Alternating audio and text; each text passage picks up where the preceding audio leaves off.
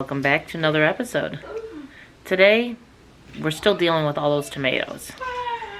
So we are going to be canning tomatoes into diced tomatoes. I couldn't think. Petite diced tomatoes. I already peeled these. They blanched, peeled. I'll show you how that's all done still before we jump into the process where I'm at. But now I need to dice it to can it. This is one of the simplest canning recipes around. So if you have an overabundance of tomatoes, a great way to use them is this way right here. You control what's put in there, and it does taste better in the cans at the store, even though they're pretty affordable. But if you've already got a ton of them, this is a great way to use them. Let's dive in. We've got our whole big bowl here of our blanched tomatoes. Now we have to dice them. So you're going to want to take your tomato, cut them in half,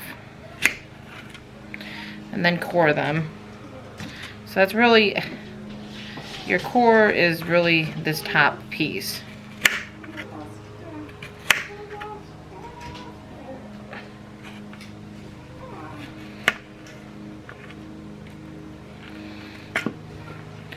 Guess I kind of have a little bit more core in this one.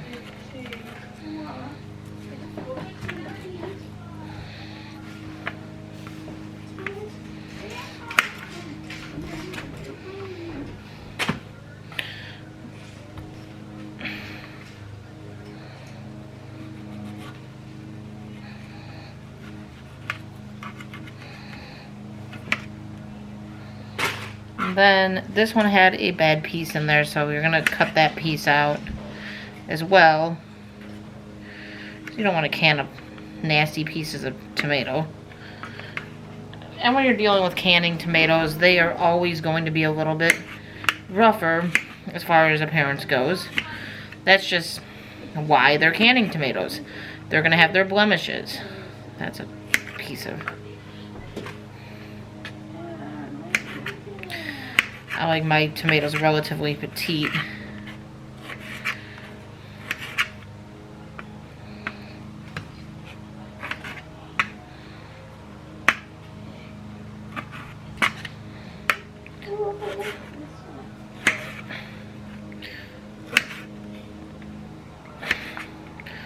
So I gotta go through all of these to go into their jars. I still have 2 whole boxes. I have a whole bushel's worth of tomatoes to do. We are going to make some more salsa, a milder version than what we currently have. And who knows, maybe spaghetti sauce. I don't do the spaghetti sauce as often because you really have to boil that down, which means you lose a lot of tomato. You just don't get as much out of the tomato sauce. It tastes amazing, but you just don't get much. So for me, it's kind of a pain when I can do as many jars of salsa or tomatoes, and then if I go that route, I can't do much. So I tend to do this instead. This is one of the easiest recipes though. If you've never canned before and you really want to dive into it and learn how, this is probably one of the easiest ones to start with. Easy to do. It's kind of the beginner's canning. Beginner's canning, and great way to start. This is a dying art that luckily is starting to come back more. I'm starting to see more and more people doing it again. And I'm very happy to see more people doing it again. I hate to see this art die. I like the not being fully dependent on the grocery stores. With COVID, it kind of taught us that at any given moment, our main food supply can basically disappear. So I like knowing that I have the ability to stock myself with food, and I didn't cut that down the center, so this is actually all good. Instead of relying on grocery chains to supply my food. We try to utilize as much as we can to really be semi-self-sufficient.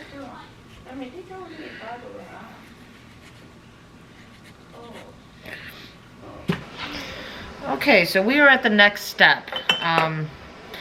They're all diced up. Now you're gonna put them into your jars. We haven't done walk. Mom. What? We didn't do walk yet. I know. And you're gonna put them into the jar and leave like a ½ an inch of headspace again. You always want to leave that little bit of headspace so that way you don't have any issues. Essentially, that's what it comes down to. The expanding, well, pressurizing, you don't want it to erupt. Crack the jar. Full tomatoes, you're going to add in basically a tablespoon of lemon juice.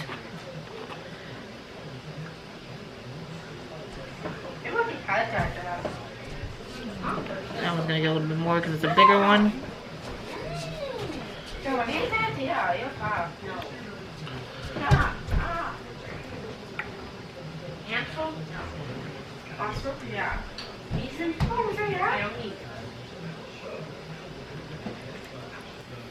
Meant to get the air bubbles out of the jar. So you'd go along the sides, kind of, and just press down, and it'll help get the air bubbles out, because you don't want the air bubbles in there.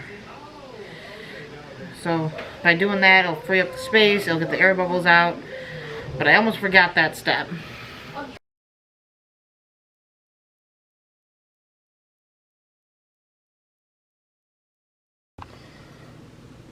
So our tomatoes are done.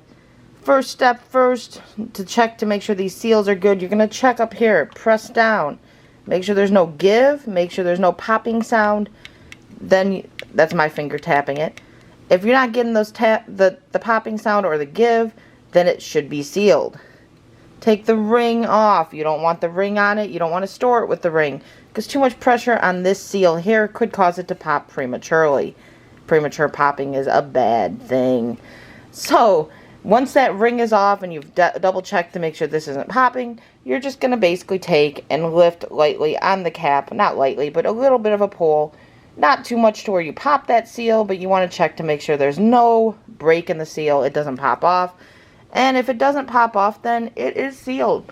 At that point, you're going to get a permanent marker, write the date, write what it is on the lid, and that's okay because this is a one-time use lid. So the fact that you wrote on it, no big deal. And then you've got basically, typically you want to use it in a year. If you don't use it within a year, it's still probably good. Use your better judgment, but year is usually your goal. So this is all ready to get stored away so we can use it on a rainy day or in the middle of winter when we don't have farm fresh grown fruits and veggies. Hope you guys stay positive, love each other, and have a wonderful day. Catch you on the next one.